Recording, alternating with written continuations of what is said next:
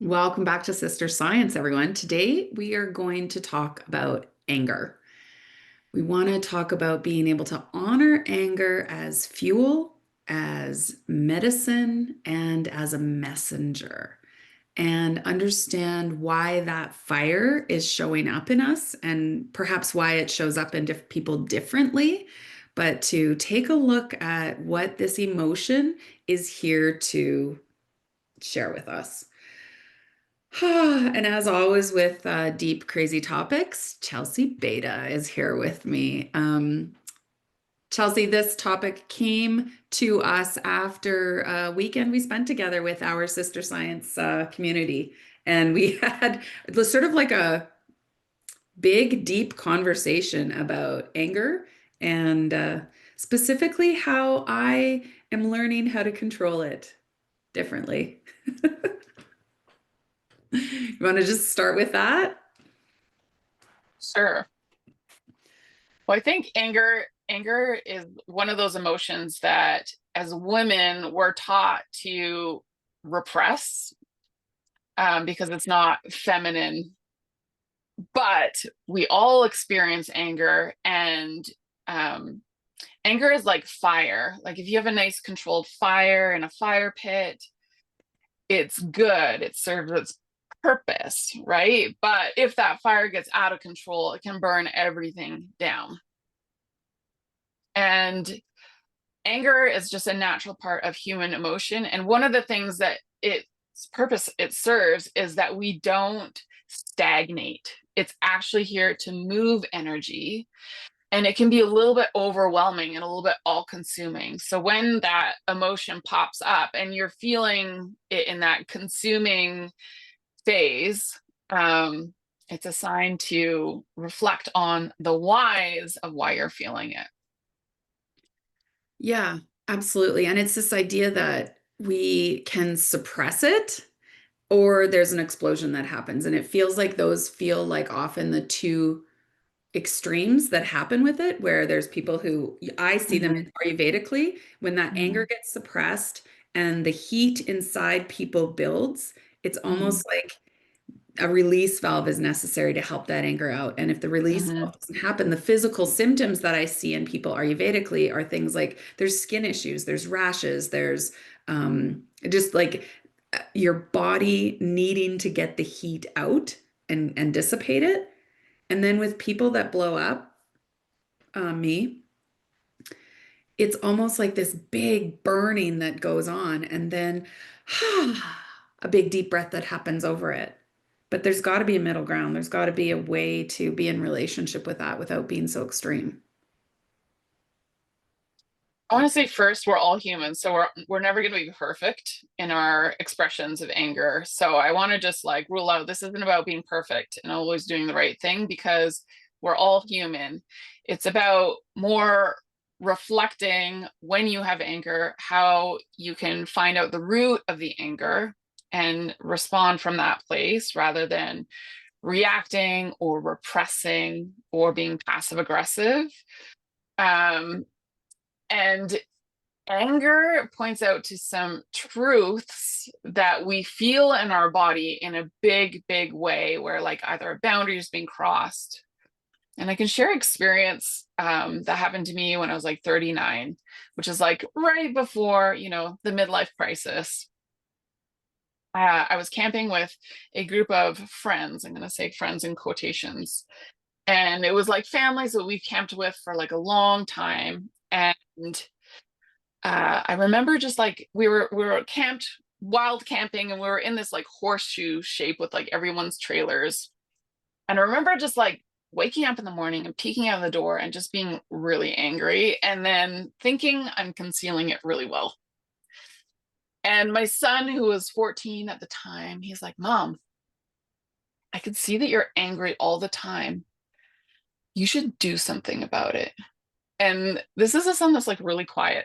Like he doesn't normally say things like that. He's not really like,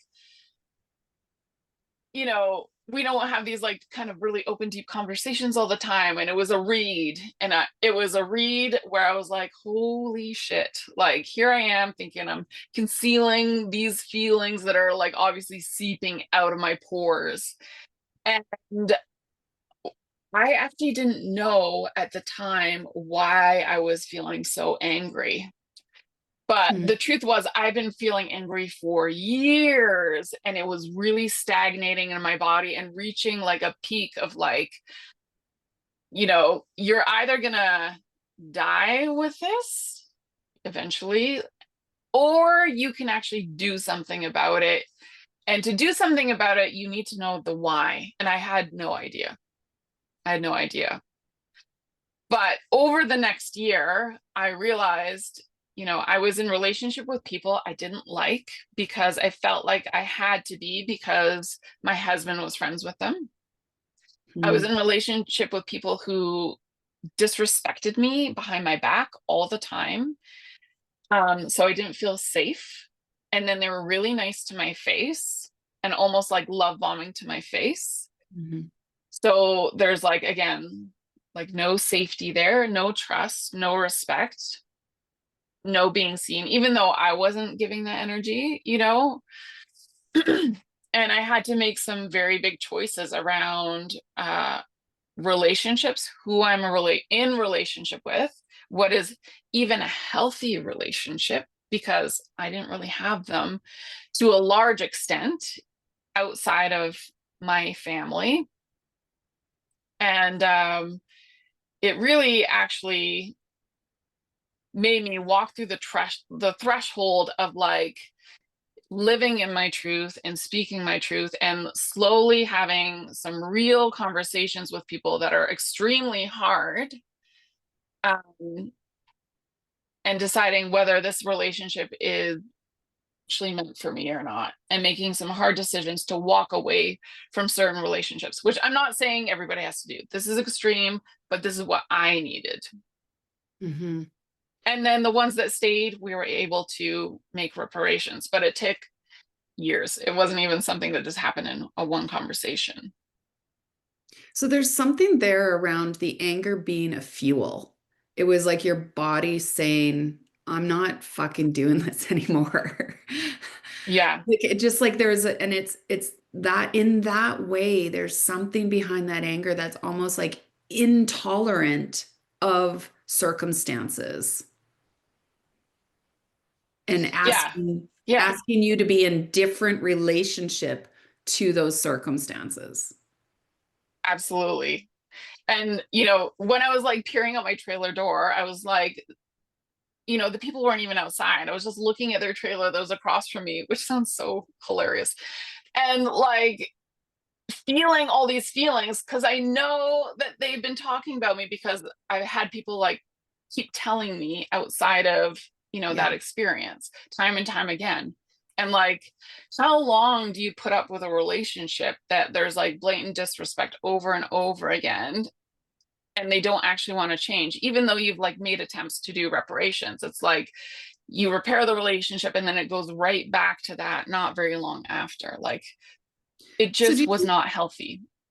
you know how lots of people will say anger is like the surface emotion and there's something underneath it, Mm. you know? Do you think Mhm. that anger comes out as a I don't know, just sort of like a protection emotion? Does it come out as like a no, we're not going to mess with this anymore. It's almost like a I don't know, it feels like it's an emotion where it's like it's a choice point, anger. And it makes you Mm. make a decision, does it? So for me, and this is just my experience, and you got to think this is like years of built up anger and rage. I had numbed my body to a point where I was pretending I wasn't feeling it. But my son clearly pointed out, like, Mom, you're I angry can all the see. time. I can see it. Wow. Right. And I think there was a huge fear there that if I let it out, I would either like literally flatten someone, because I actually know that that is in me. Like, I could kill someone with words, so to speak. Mm. Um, And we're taught to be like kind and um, you know, put people in a better light, always think the best of someone. But at some point, you have to be honest when you have repeated exposure that that is not the case, to actually acknowledge the truth of the situation. And the truth of the situation was I was putting up with a relationship that was very intolerant of who I was, and they were talking behind my back all the time. And being respectful and tolerant in that situation is actually not the answer. It's not serving It's you. not serving me. It's actually putting me in harm's way every time I'm in a relationship with them. Well, And and that is like a harm to me, and only I can advocate for what I need. I think as women, we just assume that, like, your partner or your close relationships are going to stick up for you, but you actually at some point have to stick up for yourself when you see something happening that is causing you harm. I want to tie this back to the physical body because Mm-hmm. I've watched your physical body heal and change in the time that I've known you.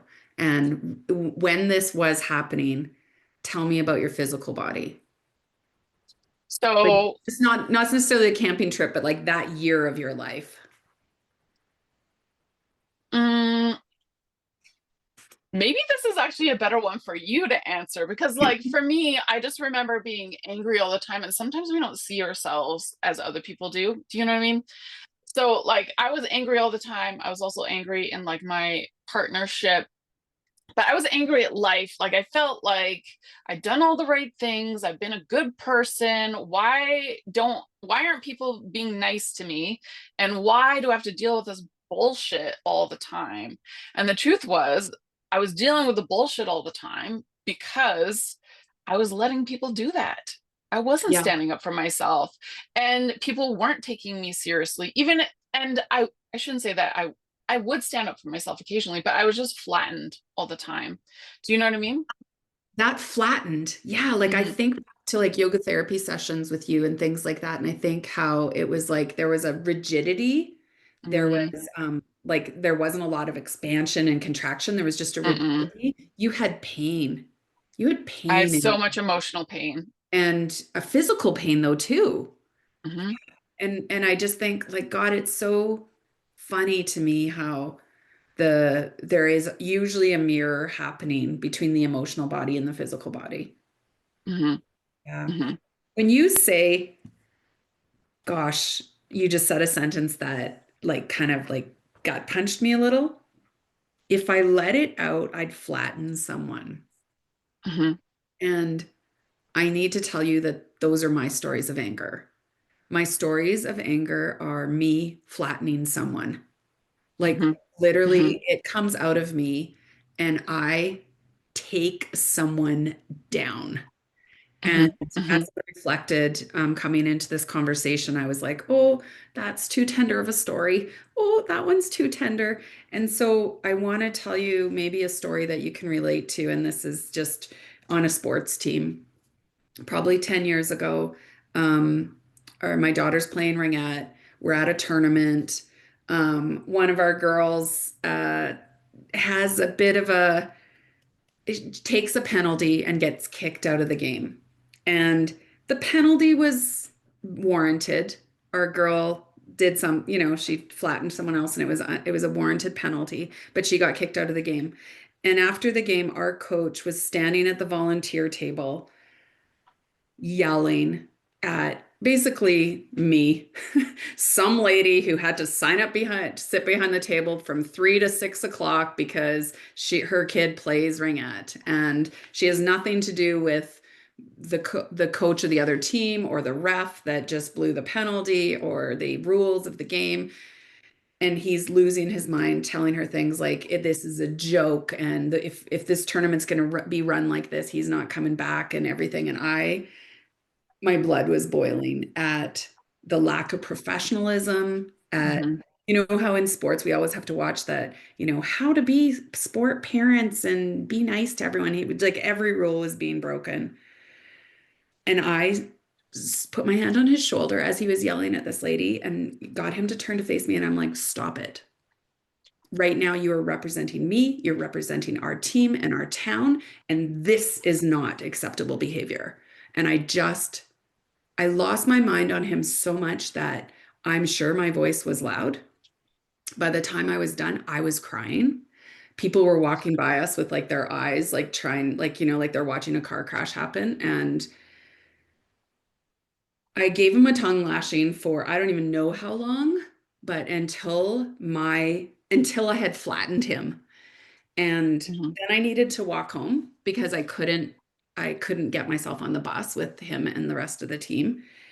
And that took me a while to walk home. Once I got to my hotel room, I was like still so seething with anger. I put on a super hard yoga class on my phone and got a hotel towel out, and I did about a 45-minute hard practice. And then I stood up and I checked in with myself and I was like, no, you're still absolutely in anger. So I did it again. I did another 45 minutes. And probably after an hour and a half of just like sweat and everything, I was fine. Mhm. And then, however long later, we had a team meal, and I went downstairs for the team meal, and you could cut the air with a knife. And it was clear that I was the only one going to be capable of like getting rid of the tension. So I had to go up to the coach and his wife and like apologize for how I said what I said Mhm. Mhm. and then be like shake his hand and basically do that in front of everyone on the whole team so that we'd be able to move forward for the rest of the weekend. But Mhm. honestly, Chelsey, like my stories of anger are me exploding, flattening people, and then having to go do cleanup. Mhm. Exploding, flattening people, and having to do cleanup. And yeah. So when you say, Yeah. you can feel in your body if I let it out, I'll flatten someone. I'm like, oh yeah, you will, because that's my pattern.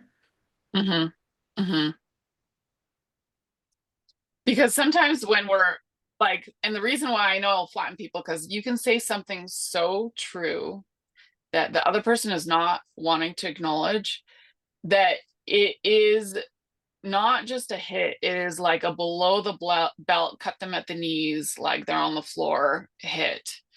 And obviously, I 100% vouch for speaking the truth, but sometimes people can't handle the full truth, nor is it actually necessary and important. You know, maybe they just need a little read of like, this is the boundary that you've crossed, or this is where I feel, unseen in this situation.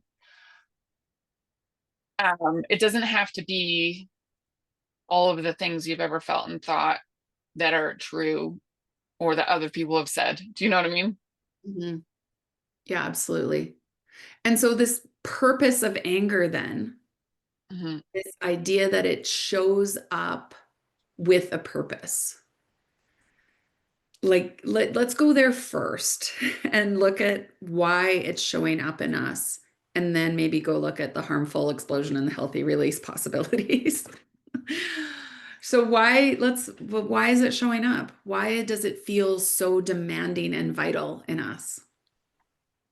Well, I think I want to say the first one is injustice. So anything that is unjust, we feel very deeply within ourselves, whether that happens to ourselves or others that we care about, or even vulnerable populations. Injustice is a real need for anger.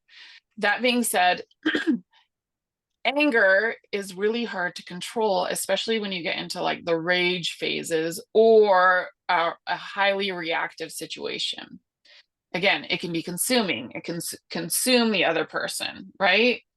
It can consume yourself when you're in that state.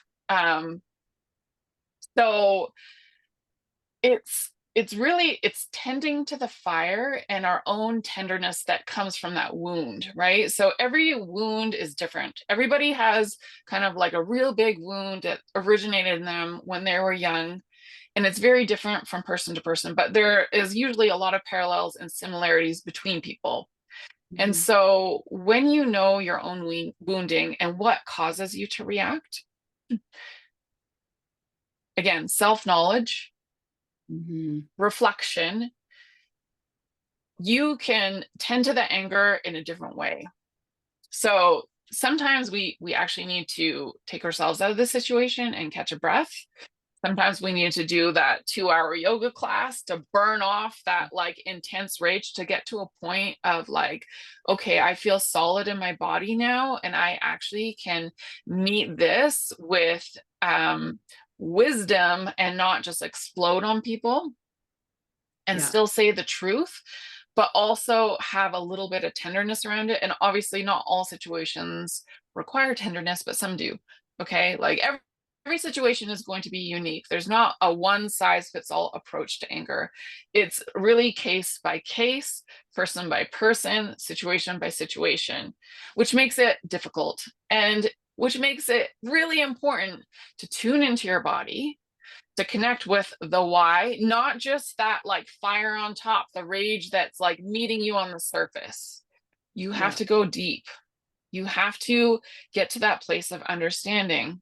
And sometimes so much is going on inside of us, it takes a while to get there. Yeah. And so I'm always going to recommend my practice, which is journaling. I like to do a big journal dump, all the feelings, no filters. Be as petty as you're feeling. Allow the pettiness to come out. This is not for anyone else but yourself. You can burn it after, you can throw it out after, you can shred it after. No one needs to see this. And in fact, sometimes, especially when it comes to this more vulnerable, really petty, mean stuff that can come out with anger, I actually don't recommend keeping it. Like burning it, discarding it is really good, because if one of your loved ones comes upon it later, it could be really dead and gone. You've solved the problem, but it can bring up big feelings for them. And I want to say we all wish everyone was like really good and not wanting to get in your business, but sometimes it just happens accidentally. Or even, maybe you're dead and they're reading this stuff. Do you know what I mean? Yeah. That thing is probably dead and gone, but like to them, it's happening right here in this moment. So Yeah. I have to cleansing that. sympathize with that. Yeah, I agree with that. There was Hmm. my husband and I joke in our marriage that we're batting above 500, which is like extremely amazing in terms of a batting average. Um, but that also means we've had tough years. And I know that there's been some years that my journals had to be destroyed Yeah. because exactly what you just said. So it's essential that, and journaling is good. I have to also talk to that somatic wisdom, like your Hmm. body, when Hmm. there is that amount of heat. And when we do not find our release valve to Hmm. let that Hmm. heat out, and exercise and movement is a really, really good Yeah. tool to Yeah. bring us out of the explosiveness of it. Hmm. And if we think of it just Ayurvedically, movement and breath come into that sort of grounded earth energy. And when the fire is getting too big, we add dirt to it. We throw water on it. So like Yeah. even the whole idea of like when you get heated, go take a cold shower, like there's wisdom in some of the jokes we Yeah. make when we talk about Yeah. being angry. Yeah.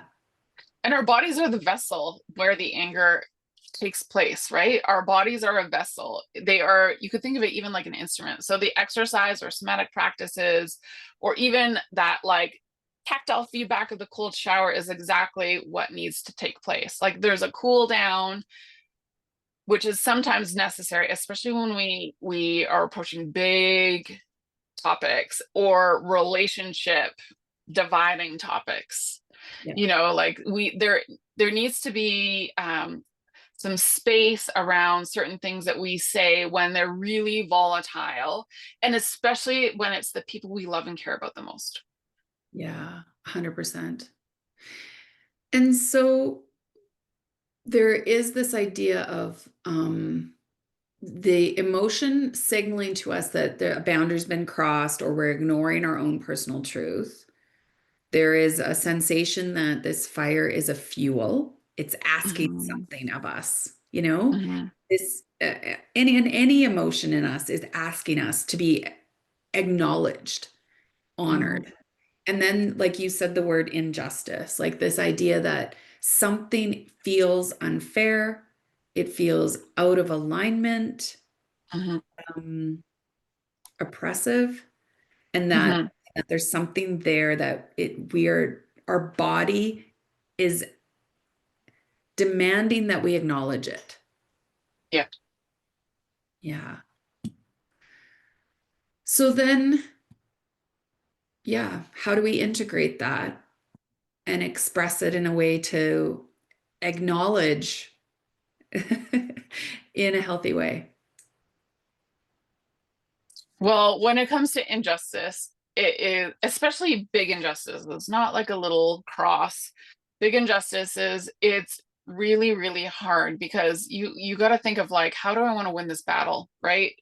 So for me, when I see injustices in people that I love or people that are vulnerable, like say the elderly or children, um, I get irate, and especially for people that cannot advocate for themselves. And I know they cannot advocate for themselves. And I see someone taking advantage of them or causing harm. Um, there is things that happened to me in my childhood where I had no one advocate for me and I had no one stand up for me. And what I realize now in my adult life is that I am now an adult. And if I see an injustice take place where I'm feeling that anger come up, I'm actually being called inside of myself to step in and advocate for them in the capacity that I can.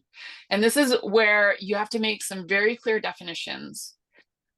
What are they responsible for? What am I responsible for? And what is the perpetrator responsible for? Yeah. And if you don't know that, you should not act. Because my go-to is to dominate or rescue, be the hero. And so those, both of those are not good Yeah. because you're not allowing the other people to take responsibility for their part. And everybody has a part, including the vulnerable populations, because they still have something that they can do, even if it's very, very minimal and extremely tiny. There's still a role. So if the scenario is correct and everyone is being responsible for their part, whether it's the victim, um, you can take action, right? But if the victim's not willing to be responsible for their part, you cannot live their lives for them. Mhm. And you have to actually step away and realize that's a battle you can't fight. You cannot do it on their behalf wholly, and they take no responsibility Mhm. because that is too much burden for you to carry, and it isn't actually yours to carry at all. Now, the perpetrator may probably will never take responsibility, but maybe they will. Sometimes there's scenarios where they will. So, like, you have to know your role with the perpetrator too. You have to know what truth you need to communicate. You have to ask them to take responsibility for that in a way that they can, because some people, we make mistakes, um, but you some people are not capable of it.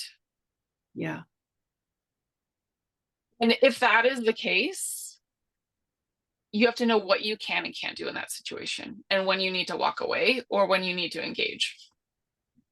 Yeah, you just brought up so many good things. And that's the time when that boundary needs to come up, because if your anger is coming up, then yeah, like the first things to do are figure out, is this mine? Am I Mhm, angry mhm, on behalf of me, or am I angry on behalf of someone else? And if it's mhm, mine, what is my right action? What is the mhm, boundary that's being crossed? What is my body asking me to no longer tolerate, or mhm, to or to like keep myself safe from. And I think when it's your own self, then your job, especially if the perpetrator or the victim is someone you're trying to save or get out of, like your job is to just hold your boundary to, Mhm. and that's scary because often holding our Mhm. boundary means we're changing the status quo of the relationship. We Mhm. are demanding that it be different, and we're Mhm. risking losing it altogether. Exactly. And I And want to say something else. Do you mind if I interject? absolutely. So, in this situation with like victim, perpetrator, and you wanting to advocate, often what happens is people in a victim role, they say they want action, they say that this is an injustice, but then when it comes to you advocating for them and like stepping in and setting a boundary, they don't uphold any boundaries. And in fact, they invite that perpetrator in deeper into relationship with them, where that perpetrator and victimhood can just continue for infinity. And the victim is like saying like all these beautiful praises of the perpetrator, right? Like, and in that situation, it absolutely crushes me and breaks my heart. But if they're not willing to get outside of that cycle, you got to go away. You got to let it go. And you got to say, like, listen, this is your choice. And I respect your choice. And I respect how I feel. And like, I can't be in relationship with that. So it's And go ahead. sorry. It's almost like when you check in with your anger and you say, "Is this mine?" And your Hmm. body's like, "No, this is because of that that's going on over there." Then you Hmm. get to ask yourself, "Okay, so if it's not mine, is there anything here that's mine to do?" And when I get into that situation and I find that it's not mine to do, my job then is to almost release that anger in me to universe and say to Hmm. universe, like, Hmm. hey, like there's some triggering me that's happening over there. It's not my job to get involved in what's happening over there, but I'd like to release this anger to you and trust that you will be able to do something. It's almost like I always think of it as my to-do list. And on half of my to-do list is me, and half of my to-do list is the universe. And if I can't control the situation, if Yeah. there's not an action I can take that will make a difference, then I have to give it to universe. I have to Yeah. release it and give it to universe. Yeah. And I have to stick to what can I do. I Hmm. might be able to check in with that friend once a week. I might be able to whatever. Like there might be a small Hmm. action that I can do, but really I have to Hmm. let go. Yeah. Hmm. Yeah. And I think that's the hardest part, letting go and giving it to the universe or God, a God of your own understanding is the hardest part, not because you don't want to do it, but because you have to live with knowing that they didn't want to do the work. And I think like we see this like idealistic vision, right? And so that vision also has to die and you have to give it to God and you still want the best for them, but it's not up to you to decide and it's not up to you to live their life for them. So, okay. I still, I think I'm getting better at discerning what's mine, what's not mine to do. Mhm. Um, and I've been very conscious over this last few years to be like, I can see that there's a lot of systems out there that are unjust. I can see Mhm. that a lot of systems are at capacity and they're incapable of delivering the promises that they've made to our society. Yeah. And I realize that for me, I don't feel like my job is to be a pickaxe to take those systems down or to, No. I feel like my job is to help build up what will replace Mhm. those systems. So I've had to consciously say that all is true. It all pisses me off and I need to step away. However, there are moments when I am in one-on-one relationship with people where am like, nope, this is mine to do. And there is a Yep. bee in my bonnet. And like, if I don't sting someone, I don't even know. But this reaction in me, and I don't want to say it's uncontrolled anger anymore Mhm. Mhm. because it's very controlled and it's Mhm. almost Mhm. controlled Mhm. in like Like when you say, like it's precision Yeah. anger. Hmm. And I would love to be more skilled at expressing that emotion or that injustice or that whatever it is without having to couch it in the kind of defense that I put around myself when I'm in those moments, feeling like I have to defend something, where I have to do it loud. I have to be mean. I have to like come in with my daggers and swords and weapons. And I feel like that precision anger is a protection of me. It's Yeah. like I am going to make sure that you get hurt so that I don't somehow. And Yeah. I wish I'm working on being able to uh, have that expression be more integrated. Can you Yeah. comment? I want to say that one is really, really hard because I want to say that's very natural to do it that way. Not that it's like necessarily healthy, but usually there's a truth there that does need to come out. And maybe I want to say just give yourself grace for all the times that it has come out that way and like do some introspective work on specific scenarios of when it's come up. Just work one scenario at a time as you have capacity to do it. But like if you just have one that comes to your mind now, I would recommend working with it and just asking like, is there actually a way to do it different? Mm. If you could change how you acted, what would you do differently and how would it be expressed? I can do that. I feel like I've what I've done in my reflections is I've noticed the pattern is that when I come at it really gently, Mhm. I get dismissed. And being dismissed or being sort Mhm. of like um, Mhm. told that oh, aren't you cute? Or, oh, like when I come at something gently and I feel like Mhm. the idea that I'm trying to bring forward that I feel like is such a big truth for me.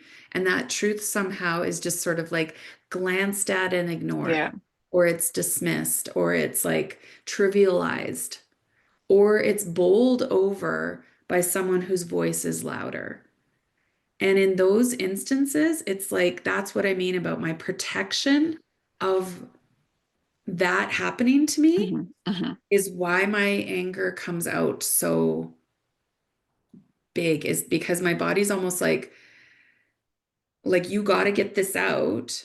Yeah. And the only way you feel safe getting it out is through this vessel that has so much innate weaponry and defense built into it. Mhm. But that is what I'm recognizing that in myself, that So, if I could come with less weaponry, it'd be amazing. okay, I don't think it has to be gentle. Okay. I don't think anger is not supposed to be expressed as gentle because when you're expressing it as gentle or Hmm. nice or any of those fluffy words, like that's sugarcoating the medicine. Yeah. And so, but there's a difference between coming out with all of your defenses and speaking firmly with the anger being expressed in a healthy way. Because anger is not going to just switch into, I'm all nice and roses. Like, I think when you try to make anger different than it is, you wreck it. But that doesn't mean that anger still can't be expressed truthfully and without being highly reactive, volatile, or with rage. And but like literally some situations actually call for those things because the truth is some situations will never change if there wasn't that sting and burn to it. They won't, Yeah. just like you were describing. But I think you have to really evaluate the situation of like, um, is this measured? Like, is this what actually is what required of the situation? Or is this actually just me not healthily processing my energy and I'm just like vomiting my anger and rage onto people, Mhm. you know?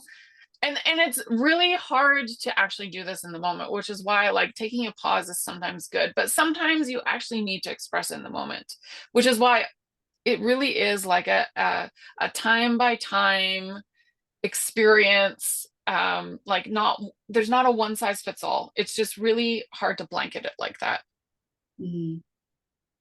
I can, like, because I can literally come up with so many examples of Hmm. me flattening people with precision anger. Um, I know my pattern. And I can say that when I step back and find the capacity to not vomit or burn, like just like absolutely fire breathing dragon burn down the forest, um, Hmm. I have to feel safe in order to be Hmm. able to do it with less protection of that rage. And that feels like I feel like my husband and I don't have rage fights ever um, Hmm. anymore. And it's because we figured out how to be able to say everything and our capacity to be vulnerable is high. And I trust his ability to listen and respond and hear me. Hmm. And in that setting, I don't have my voice doesn't actually my voice gets loud a lot. So I I can't. think, okay, I just want to say this. Don't change who you are to try to make it the right answer the right way. Like, this is where I really want to just tell everybody we're not perfect humans. We're never going to do it perfect every time. Like, we just need to give ourselves a pass. Okay. But when it comes to like hurting people you really love and care about, this is where you need to just take a step back and like analyze and reflect, where is it coming from? So I'm not bowling over those people that you want to continue to be in relationship with. Yeah. Because anger is really, really important, especially when there's so many injustices going around. And like, you, we're not just going to sit here and take it. And we're not just going to be like all nice and just say the nice things and be unseen, you know, like that does not advance where we want to be. So like a lot of my reflection after an angry outburst, I feel like I am very competent at my cleanup. Like Mhm. I can go back to someone within 24 hours of one of my fiery explosions and be apologetic for how I did it. Mhm. I have to admit a little bit of self-righteousness right now in that I often don't feel like I have to apologize for what I've said, just how Mhm. I've said it. And that part I can do. I can go back quickly and apologize for how I've said something. Mhm. And then I think you've hit the nail on the head then, because the problem isn't what you're saying, it's how you're saying it. And that's where you need to do some self work around. Why is it coming out like that? You know, why can't you, you know, take a breath? And you don't need to overanalyze it too, because again, I want people to know like we are human, we make mistakes. But if it's coming up over and over and over again, it's definitely a place of growth. Yeah. Yeah. Well, I have enough of the Yeah. examples of the pattern here to be able to help me with growth. Yeah. So the other, I guess the harmful explosion is one way, but then the deep suppression, like the when you Mhm. talk about your example, so how when you talk about I'd suppressed that anger for years, what does I mean, we spent some time now looking at what healthy expression might look like when you're the Mhm. explosion. What does healthy Mhm. expression look like when you've suppressed? Um, well, after the self-reflecting period, which is ongoing, I had some really hard conversations, and it actually had to be with all of the defenses out. And it had to be like it's this or I'm leaving kind of scenario. Not because it wasn't a threat. It was, I actually need to stand up for myself in a way where I am not going to be in relationship with something where I'm disrespected and unseen and pushed away, like, oh, you and your little things, like, that's fine, or they say like it's a, oh yes, I'll do XYZ, and then like literally the next day they're going back on that, like it's just to tide me over or appease me, but they don't mean it, right? Like I needed some clear boundaries of you do what you say, or I can't be in relationship with you because it's not safe for me and it's disrespecting me on the daily, Mhm. all day long.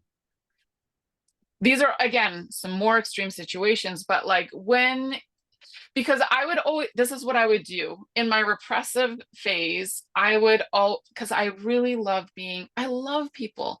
And I really don't like talking about bad things I don't like about people. And so to bring that up took a lot of courage, but also I had to admit my part in it, which is I allowed them to disrespect me every day because Yeah. I would just stay and I would just take it. That's not okay. It's not okay. Yeah. And so, and it, but the truth is, it was a childhood pattern because those patterns were in my childhood every day, but I had to stay to survive. You're not just going to like run away as a child. Do you know what I mean? Like I had to stay to survive, and like it was normalized. Like that was normal. And you get what you get and you don't get upset. Yeah. And so there is a bit of this that the reason it feels so vulnerable and the reason we need possibly anger to help be the fuel of change Hmm. is because the feelings below that anger are way more tender and they have fewer Hmm. Hmm. defenses. And Exactly. there's something in this anger that is there's a righteousness to it that Hmm. and I'm gonna maybe that word is fuel, that fire that fans the flames, that uh, protects us Hmm. so that we can be change makers Hmm. in our own lives and perhaps in the lives of others. And I also think I place myself in a victim role. Like when you just take it, you're in a victim role. And so to step outside of that, I had to step into my own sovereign authority that exists only inside myself and not inside the validation of others. And that was the hardest thing for me because I just desperately wanted to be loved. Yeah. Therein lies the risk, right? Mm-hmm. So anger often is asking you to risk Mm-hmm. because when you bring forward your own needs or your own um, lines in the sand or whatever it is, you risk that other person saying, I'm not interested, I'm walking away. And you've just risked Mm-hmm. your Mm-hmm. belonging, the very thing that is Mm-hmm. most essential to you. Mm-hmm. Yeah. And that was a big risk. But like my body told me, like, I'd rather live in a box, like on a street, than like live with this anymore and it be this way. And, luckily for me, that didn't have to be the case. We were able to do a lot of conflict resolution and like make it out of there and build a stronger foundation than the one that existed before. That one that existed before, like, deteriorated. And now we have one built on mutual respect. Yeah. And that's how I want to build all my future relationships with people. So when you think about fire in that sense, like you did burn something down Yeah. because something else had to be burned down so that something could be birthed. Hmm. Yeah. And sometimes that is what our anger is doing is burning something down that no longer serves us so that we can be making room for the next thing to come forward. Yeah. Yeah. Nonviolent communication method is actually like a modality. Can you speak to it at all? What do you mean by modality? Just like I mean, there's like a whole I, like there's a whole genre of like this nonviolent communication in terms of Yes. being yeah, like there's websites, there's weekends away, there's anger management, there's ways that we are being that we can go and be in learning of this nonviolent communication. So I personally have not done like any courses on it or anything like that. I've read up on it and I know a friend that practices it. That being said, people who are angry are not signing up for nonviolent communication. They're not. The people who are in power that are bulldozing everyone, out there in, politics are not taking nonviolent communication.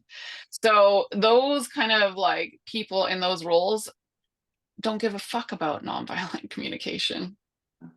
And it's almost So like I want to say in almost our like like we're real preaching to the choir. relationships, it's Yeah. excellent. But when it comes to like higher powers out there in the world, you I don't feel like you're going to find success with that. I'm Yeah. not I do not preach violence at all. And but this is where like anger does serve a purpose. Do you know what I mean? Like revolutions happen for a reason. It's not because things are great. Yeah. And Yeah. I'm not like, saying we need one, but Yeah. it's people coming together because there has been injustices that have taken place and they're not taking it anymore. Yeah. And it's again, it's a way for a fire to burn things down so something new can be rebuilt. And so in terms of that, like nonviolent communication also basically means bringing a regulated connected being into the fire. So Mhm, for me, that idea of being regulated and connected before I begin my communication is, I guess it's the only place right now where I've found in my pattern that I can be a disrupt. I can disrupt the current pattern. Is mhm, that when I notice that anger rising, when I notice I'm triggered, mhm, the best thing I can do is find self-regulation mhm, and find connection to that highest self, even if that mhm, connection is into the anger, like, oh, hi, ooh, what are you mhm, here for today? And mhm, that's all I can do because there's nothing else yet that I've discovered that can dissipate it, dissolve it, free it. It has to be communicated through me mhm, and my capacity to sort of interrupt that pattern with a breath, a, a connection to self, and some any kind of self-regulation practice, breath work, movement, mhm. anything like that. That's the biggest gift I can give myself before entering into the communication. I want to say that is very good, but it's not always applicable. And there is like a chance of like spiritually bypassing the wise teacher of anger as well. So I think the first question to always ask is, what am I trying to protect with this anger? Right. And you do believe it's the word protection. What am I trying to? Often there is a need inside of ourselves that's either being unseen or invalidated or overrided, or an injustice or boundary being crossed or taking place. Yeah. I like So, that because every time I try and say, we should do this easily or we should do this more gently, or I guess self-talk to myself, you're just like, meh, no, sometimes you're going to explode. Meh, no, sometimes it's necessary. Oh, no, sometimes the truth hurts, but it's good. And I guess that's important to know too, that we need to reframe this idea of the word anger. Um, yeah. yeah. And I'm definitely not like saying like just be angry and let your rage out on other people. But if you can just take a pause and investigate why it's here, and then do the body practices if you have time and an opportunity to do so, like that is going to just set you on a way better track than just acting, reacting from that place, or repressing it and not speaking your truth. Because when we repress, we don't speak our truth. When we react, we're kind of like consuming other people. But the truth is, we are human. So, like, give yourself grace when you don't operate from this, like, really whole place. Hmm. Yeah. And I guess maybe that's the ending piece of this is that give yourself grace. This emotion is here to share something with you and tell you something. And it's a big, big emotion to be in relationship with. Hmm. Yeah. Hmm. Is there anything else we need to cover today? I just want to finish with the whole purpose of anger is so we can return into that homeostatic state, right? It's to return balance. That's the whole point. It's not for harm, it's to restore an equilibrium. That's brilliant, isn't it? Hmm. And to see it as a catalyst to Hmm. bring you back into that parasympathetic nervous system because it is when Hmm. that anger is over and you've actually been able to communicate it. There is something that happens in your body where you can feel the release valve. You can feel the happen. And Hmm. that result is what we're trying to get. Your body's trying Hmm. to get that result for you. Hmm. Wow. Brilliant. Absolutely brilliant. Thank you for chatting about this idea. Here's a quote from Brene Brown about anger. Anger is a catalyst. Holding on to it will make us exhausted and sick. Internalizing anger will take away our joy and our spirit, and externalizing anger will make us less effective in our attempts to create change and forge connection. It's an emotion that we need to transform something life-giving. It helps us transform courage, love, change, compassion, and justice. That's it. Thank you, my dear. I so appreciate this conversation, and I hope it has value for everyone who is able to listen. Thank you for having me.